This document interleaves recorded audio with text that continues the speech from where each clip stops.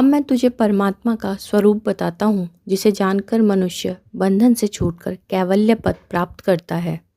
जो स्वयं सबको देखता है किंतु जिसको कोई नहीं देख सकता, जो बुद्धि आदि को प्रकाशित करता है किंतु जिसे बुद्धि आदि प्रकाशित नहीं कर सकते, जिसने संपूर्ण विश्व को व्याप्त किया हुआ है किंतु जिसे कोई व्याप्त नहीं कर सकता, जिसकी सन्निधि मात्र से देह, इंद्रियां, मन और बुद्धि प्रेरित हुए से अपने अपने विषयों में बढ़ते हैं। यही नित्य अंतरात्मा पुराण पुरुष है, जो सदा एक रूप और बोध मात्र है, जिसकी प्रेरणा से वागादि इंद्रियां और प्राण चलते हैं। वह न जन्मता है, न मरता है, न बढ़ता है, न घटता है और न विकार को प्राप्त होता है। वह नित्य है और इस शरीर के लीन होने पर भी, घट के टूटने पर भी घटाकाश के समान लीन नहीं होता। तू इस आत्मा को संयचित होकर बुद्धि के प्रसन्न होने पर यह मैं हूँ ऐसा अपने अंतःकरण में साक्षात अनुभव कर और जन्म मरण रूपी तरंगों वाले इस अपार संसार सागर को पार कर तथा ब्रह्म रूप में स्थित होकर कृतार्थ हो जा। संसार रूपी वृक्ष का बीज अज्ञान है, देहात्म बुद्धि उसका अंकुर है, राग पत्ते हैं, कर्म जल है, शरीर स्तंभ तना है, प्राण शाखाएं हैं, इंद्रियां उपशाखाएं हैं, विषय पुष्प हैं और नाना प्रकार के कर्मों से उत्पन्न हुआ दुख फल है तथा जीव रूपी पक्षी ही इनका भोक्ता है। यह अज्ञान जनित अनात्म बंधन स्वाभाविक तथा अनादि और अनंत कहा गया है।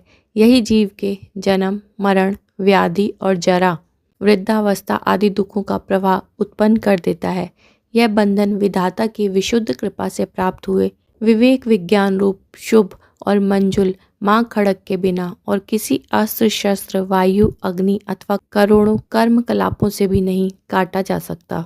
जिसका चित्त शुद्ध होता है उसी को परमात्मा का ज्ञान होता है और इस ज्ञान से ही संसार रूपी वृक्ष का समूल नाश होता है। बंधन की निवृत्ति के लिए विद्वान को आत्मा और अनात्मा का विवेक करना चाहिए।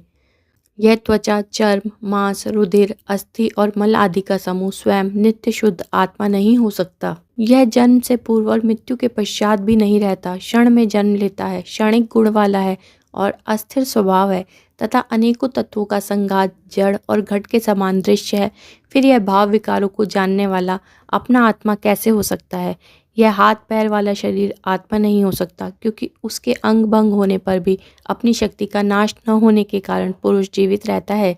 इसके सिवा जो शरीर स्वयं शासित है वह शासक आत्मा कभी नहीं हो सकता। त्वचा मांस मेद अस्थि और मल की राशि रूप इस देह में मूढ़ जन ही अहम बुद्धि करते हैं। विचारशील तो अपने पारमार्थिक स्वरूप को इससे पृथक ही जानते हैं।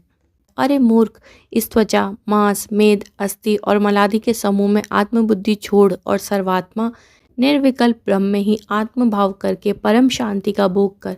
जब तक विद्वान असत देह और इंद्रिय आदि में ब्रह्म से उत्पन्न हुई अहमता को नहीं त्यागता, तब तक वह वेदांत सिद्धांतों का पारदर्शी क्यों ना हो, उसके मोक्ष की कोई बात ही नहीं है। छाया प्रतिबिंब स्वप्न और मन में कल्पित किए हुए शरीरों में जिस प्रकार तेरी कभी आत्मबुद्धि नहीं होती, उसी प्रकार जीवित शरीर में भी कभी नहीं होनी चाहिए, क्योंकि देहात्म बुद्धि ही असद बुद्धि मनुष्यों के जन्मादि दुखों की उत्पत्ति का कारण है। अतः तू इसे प्रयत्न पूर्वक छोड़ दे।